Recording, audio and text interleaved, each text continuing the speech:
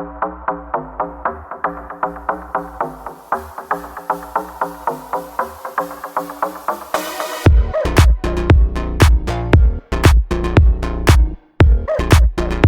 stories alleged.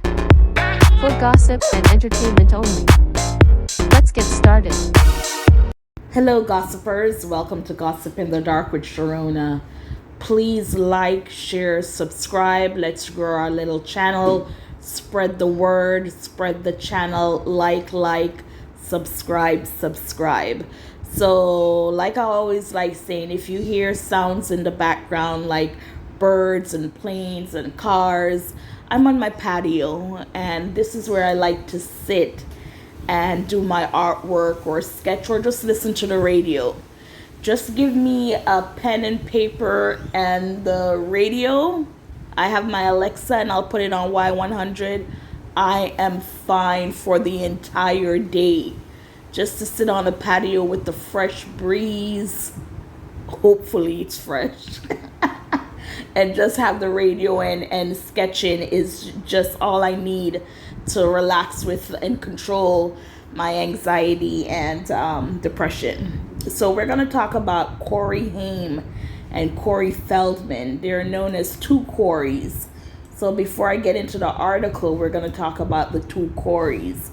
Now, after the article, a story came out that Corey Feldman apparently was supposed to be cast in the movie Gilbert Grape with Johnny Depp, but Johnny Depp told the producers that he was a junkie, so the role eventually went to Leonardo DiCaprio.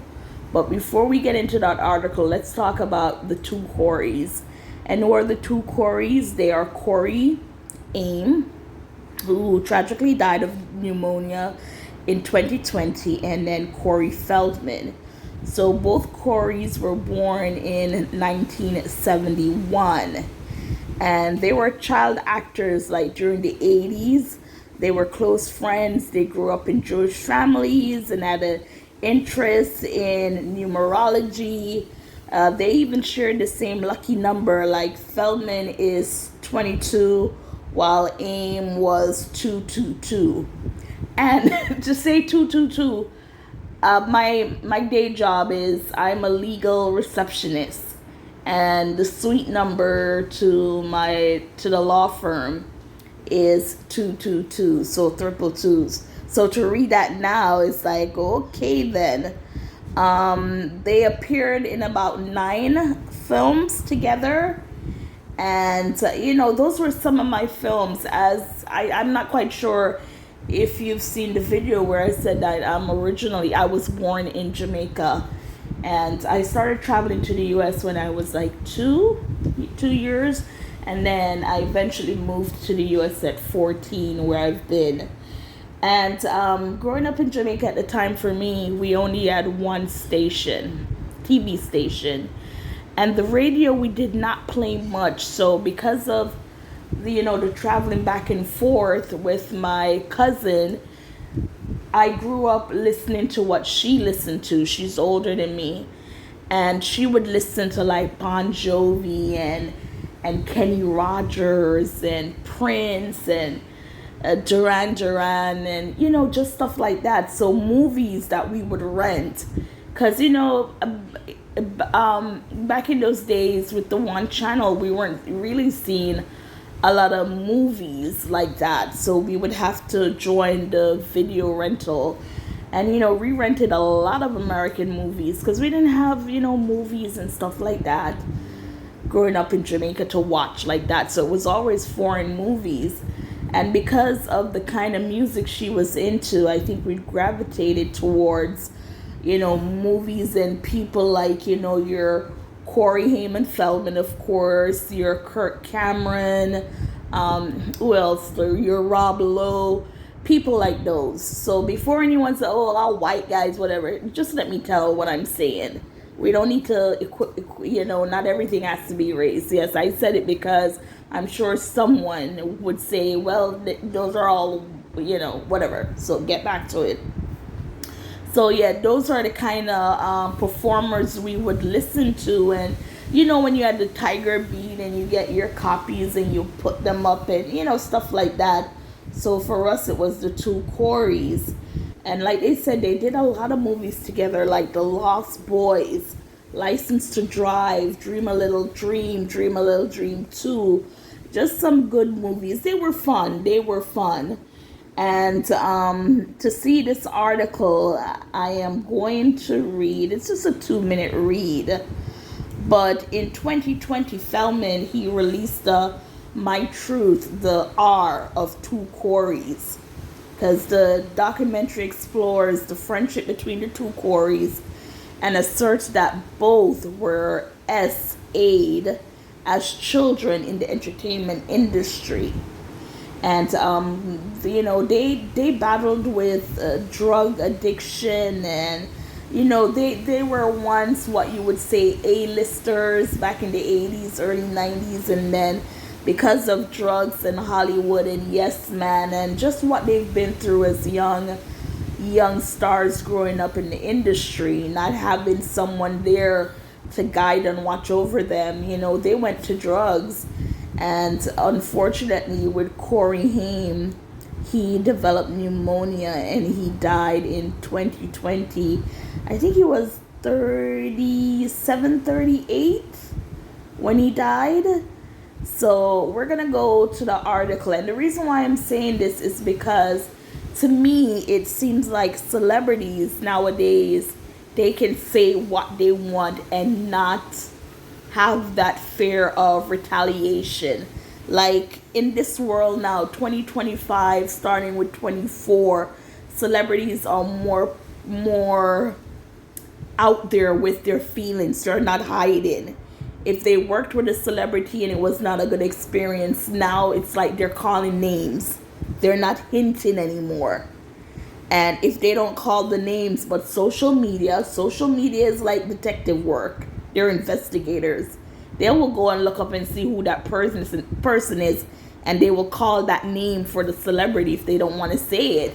And then if you get that celebrity on an interview and you go like, were you talking about this person? You know, they'll give an answer like, I don't know, they said it, or they just give a look, and then you'll be able to say, oh yeah, so this was a person who did it. But now, like I said, more and more celebrities now are feeling free of calling the names because they won't face backlash, or because of social media, especially the court of public opinion. If you say it and you say it with conviction and it seems like it's real, trust me, court of public opinion will either run with you or take you down. So that's what I'm noticing. So tell me, gossipers, do you notice it that a lot more celebrities, when it comes to celebrity on celebrity, they're speaking more and saying names? So let's get to the article. So the article is from Fox News. And a lot of time when I hear Fox News, I picture Donald Trump, that Fox News. But there's also Fox News, as in Fox News that gives news, but it's Fox, if you get what I'm saying. So a lot of people, you know, if they say Fox News, they don't want people to think, oh my God, you're a Trumper, or, you know, which is ridiculous. So what if you watch Fox News? And, you know, everybody has to make their own decision. It's you, yourself, and, no, me, myself, and die. You know what I'm saying? It's just sad that we live in a world now where you can't be yourself because you might be judged. And if you are judged, then you need to be the bigger person to own that. That's what you want. That's who you want to. Vote on or celebrate with or whatever. So the article says Corey Feldman claims Johnny Depp forced him out of Gilbert Grape role by telling producers he was a junkie. So Gilbert Grape was what, over probably 30 years ago, 30 years, and for him to come out now and say the name Johnny Depp, like I said before, celebrities would keep quiet because they would be afraid of their reputation getting ruined. So it says Corey Feldman revealed he was almost cast in What's Eating Gilbert Grape, but lost out on the role to Leonardo DiCaprio. Feldman, now 53, says he's still bitter. So, and that's another thing. When you have a situation and for you, your peace, your soul, you don't think it's resolved, that's going to eat on your heart. Perfect example, Monique and Tyler Perry and Oprah Winfrey. Even though Tyler Perry is on tape confirming what she's always said, he's not going to come out and apologize. Neither is Oprah Winfrey. So sometimes I hear people say, oh my God, Monique, give it up. Who cares what's going on? Some people take things to heart, especially knowing that she has the proof and still the person won't. So yeah, they said Corey's still bitter about how everything went down, claiming Johnny Depp pushed him out. I was actually cast to play Leonardo DiCaprio's role, he said on an episode of Billy Corgan's Magnificent Others podcast. And that's another thing. Everybody in Hollywood has podcasts. And the thing is, they have their fan base. So when they go into this venture of now podcasting, they have people who ride with them as entertainers to keep them on, podcasts. So they have the ratings and the listeners. So yeah, that's the thing now. It's like every celebrity, most of the celebrities. So, you know what? Let's read the entire article and then we can come back to saying stuff. Say, okay, I was actually, I already played that. Okay. I never saw the film before. I'm still bitter. Bitter leaf in that one. But yes, I was originally cast for that role. Did they push you out? Corgan asked, and Feldman pointed all the blame on Johnny Depp. He was cast after I was, and apparently whispered into the producer's ear that he wasn't fond of me and thought that he said that I was a junkie and that he didn't work with junkies. And this is the first time I remember ever telling this story, so I'm sure I'm going to get hung by this one. Fox News Digital reached out to representatives for Depp and Feldman regarding the claims. Feldman insisted he was sober at the time of the casting. I had just gotten sober, he told Corgan. I had just gotten out of rehab. I had turned my life around, and in fact, he was trying to help River Phoenix at the time, who Johnny Depp was running with at the time, as we all know. As you imagine, there was a bit of a thorn in the side on that one. And had I not been pushed out and done that role, who knows what would have happened from that point forward. In fact, DiCaprio's performance as Depp's disabled younger brother landed him an Oscar nomination for Best Supporting Actor. There was a bitter tea there, Feldman recalled, but that said, you don't hang on to those, you get past them. According to Feldman, he was also in the running for Titanic. DiCaprio took that now famous role as well. Ironically, just a couple of years later, I also was up for Titanic, so there was kind of a double banger with Leo, he claimed. But that was okay because the one I wasn't... Okay, so let's say it again. But that was okay because that one I wasn't as close. I was up for it. I read for it. I know that I was in the contention somewhere. Feldman began his acting career at the age of 3 by starring in a McDonald's commercial. He landed major roles with Gremlin, The Goonies, and Stand By Me. Stand By Me is one of my all-time favorites. And that's with Corey, River Phoenix, Jeremy O'Connell, and Will Wheaton. I love Stand By Me. I need to go watch it again.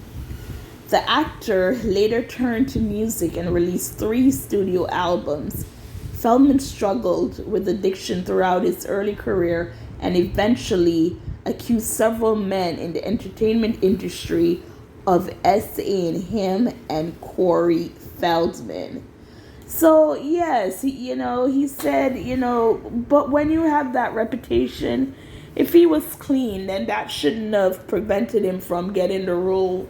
But, when you have people who could you say like casting and producers respect, they will listen to them. So, they respected Johnny Depp. Johnny Depp told them, that Corey was this, even though at that moment he, turned his life around, got out of rehab, and it didn't work out for him. So, yes, I need to watch My Truth, the R of Two Corys. This was released back in 2020. Gossipers, if you've seen the documentary, let me know about it and where we can go find it to watch. I would have to look it up. But as always, please like, share, subscribe. Again, let's grow our little channel. We need to grow so we can chat. As always, thank you for watching and listening.